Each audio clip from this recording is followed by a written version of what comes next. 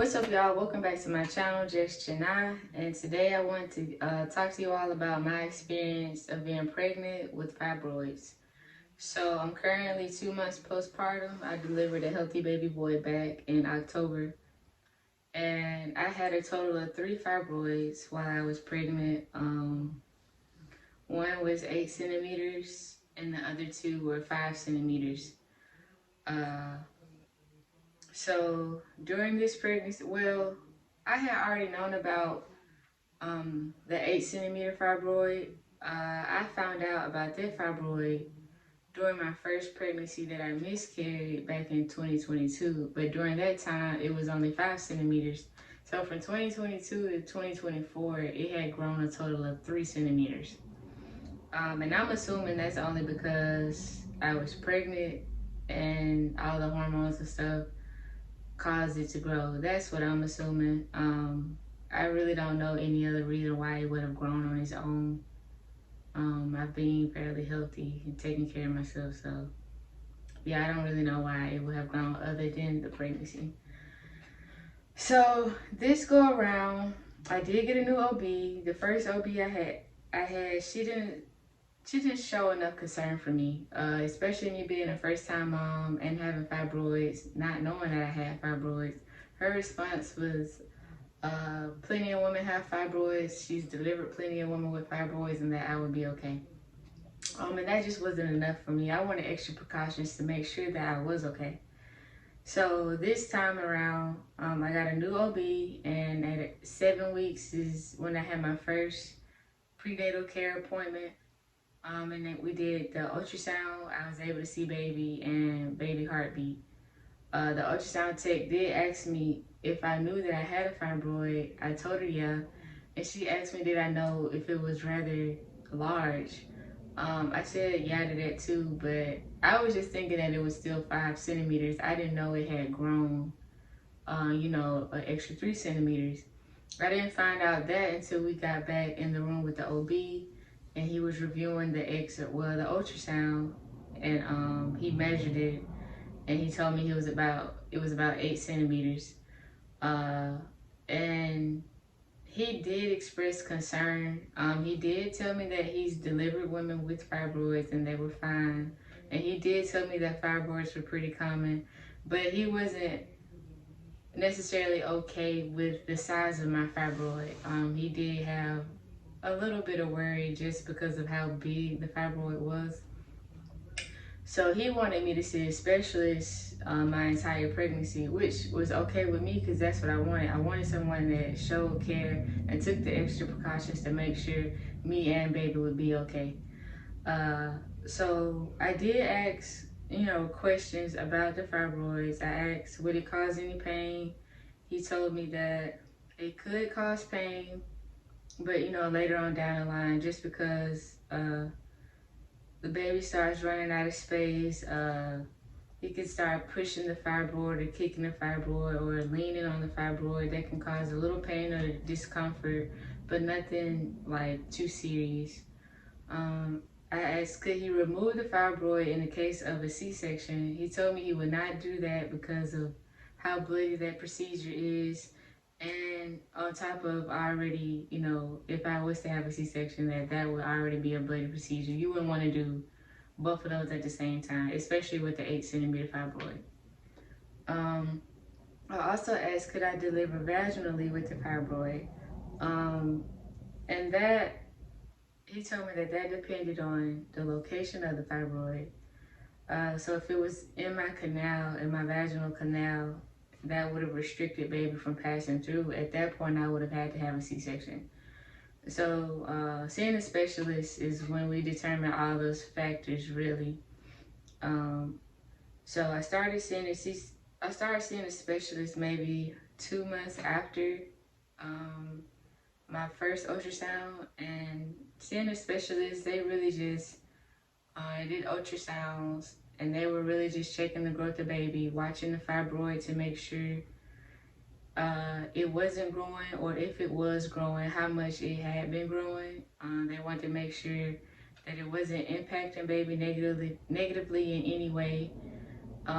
and to determine if I could deliver vaginally. So the location of the fibroid was determined that it was on my right side of my uterus towards the back. So it was out of baby's way. It wasn't impacting baby in any way. Baby was able to grow fine the entire pregnancy. It was healthy the entire pregnancy. Um, and since it wasn't in my vaginal canal, it was determined that I could deliver vaginally. That was something we pushed for. My doctor really wanted me to deliver vaginally, so I was kind of excited about that. Especially, you see a lot of black women nowadays. In a sense, they're kind of forced to have a C-section, and I really didn't want that for me. I kind of wanted to experience a vaginal birth anyway. But yeah, so I didn't really start having problems until my third trimester, around month 8 and 9, like 8.5, 9, towards the very end. I started having a little pain on the right side because baby was getting bigger. So as baby was running out of space, it would be pressing off on the fibroid, which would cause slight pain, nothing that needed emergency care or anything like that. Also during that time, that's when they found at the last ultrasound with the specialist is when they found the two other fibroids, because they were initially looking at the 8 centimeter fibroids to kind of check the growth, which was weird because they couldn't find that fibroid. So my hopeful thinking, I was like, well, maybe, it disappeared. Maybe all the hormones went to the baby and stopped the fibroid from growing. But really, baby had just gotten so big, they couldn't see through baby to see the fibroid. And during that's when they did see that, they kind of re-examined my entire uterus, and that's when they saw the two other fibroids. And those two sat at the top of my uterus, right next to each other. They both measured 5 centimeters apiece. But they still cleared me to deliver vaginally just because it wasn't giving me any complications or wasn't in the birth canal. So, the fibroids really didn't affect me other than the pain I was starting to feel. It really affected me during labor and delivery. So while I was in labor, I didn't make it far at all. I got to about 4 centimeters, and then I had to get the epidural because I was just in too much pain. And yeah, I tried, but that pain was a little bit different. So, but during that time, I didn't know that once you get the epidural, they would have to consistently move you, just so you just don't be sitting there.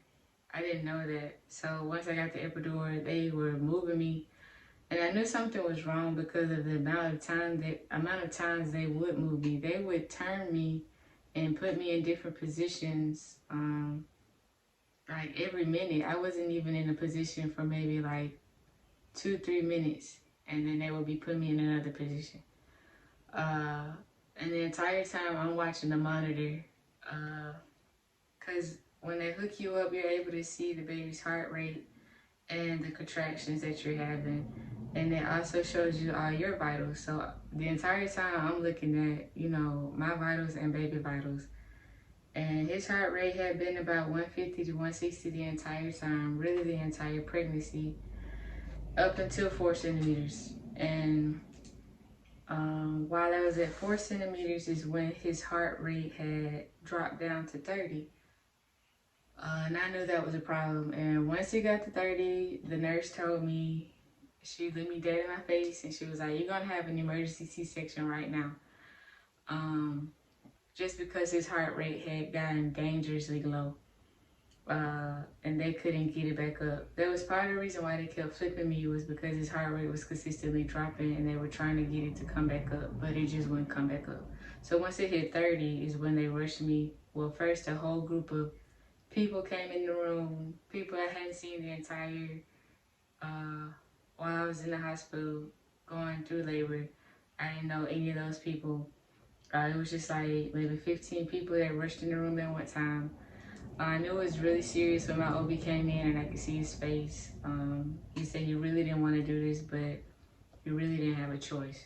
So at that point, they rushed me out of the room. When they ran me out of the room, ran me down the hallway. And that's when I really knew, like, oh, this is extremely serious. And that's when I understood, like, you really do put your life on the line and bring a soul into the world.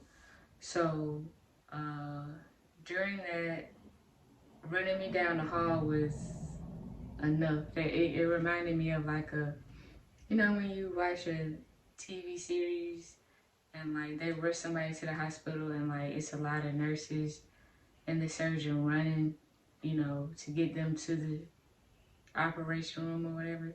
That's what it was like. And I got in there. I had to calm myself down because I knew if I would freak out, it would probably freak baby out. So subconsciously, I knew I had to calm down.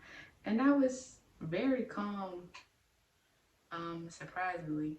My OB did tell me that the C-section was going to be extremely fast, and it ended up being 7 minutes. And the way it went was once they got me on the table, they administered some more medicine. The lady asked could I feel what the doctor was doing. First time I told her yes. Then when I told her no, she was like, he's pinching you extremely hard, and I felt nothing. And then at that point is when he started cutting. And I could feel the cutting. It wasn't pain, but it was just like tugging. And I could feel it. Then when I got baby out and I heard him cry, I knew he was okay. But then I could hear the doctor talking. So he asked for the time. And that's how he was able to determine if the C-section was 7 minutes long.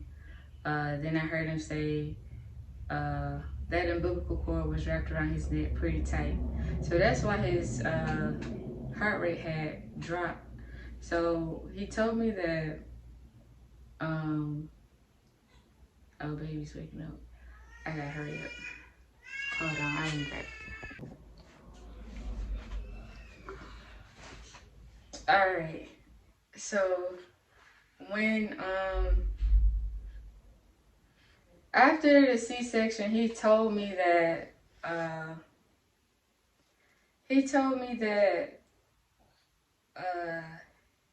my uterus was having a hard time contracting because of the fibroid. The fibroid was constricting my uterus from contracting properly, and every time my uterus would contract, it would just make the umbilical cord tighter. So if I would have tried to deliver vaginally, he would have more than likely died. He would have choked on his umbilical cord, basically. Hung himself on his umbilical cord. So that, he told me that, and he told me that my fibroid had gotten so big that he wasn't able to pull my uterus out. So apparently, when he does these procedures, he takes the uterus out, takes baby out, and then puts the uterus back. But my fibroid had gotten so big that he couldn't pull my uterus out. So he just pulled him out, basically, and then sewed me back up. So he also told me that if he had cutting, well, if the fibroid was 3 inches lower than what it was from where he made the initial incision, that we would have ran into a lot of problems. He would have more than likely hit the fibroid. It would have caused more blood loss than what I needed. I probably would have needed a blood transfusion. You holding your head up good, man. I would have needed a blood transfusion. A lot of factors just would have went left. A lot could have really went wrong. But I am grateful for the C-section. I didn't want the C-section just because I had been hearing so much negative stuff about C-sections. But all in all, the C-section saved my life and his life. So I am grateful for it. I will say, if you have fibroids, don't like be stressed out about it. If it's meant for you to have a baby, you will have a baby. And I say that because I miscarried my first child, and then 2 years later I was blessed with this child, and just all the factors that went along with him getting here. Like, we both had a rough time with him just coming into the world. The pregnancy was smooth for the most part. Things didn't get rocky until the delivery. And like I said, if it's meant for you to have a baby, you will have a baby. Just trust God. Everything will work out the way it's supposed to work out. As far as birth plans, I've come to realize that a lot of stuff don't go your way. It only goes God's way. So yeah, I just kind of want to get on here and talk to y'all about, my experience and to encourage those that do have fibroids to not stress out. Don't beat yourself up. Like, don't worry. The baby doesn't need that already. Just kind of relax and have faith that everything will work out and God, has his hand on you. And yeah, so that's all I wanted to come on here and tell y'all. But yeah, I see y'all in the next video and peace.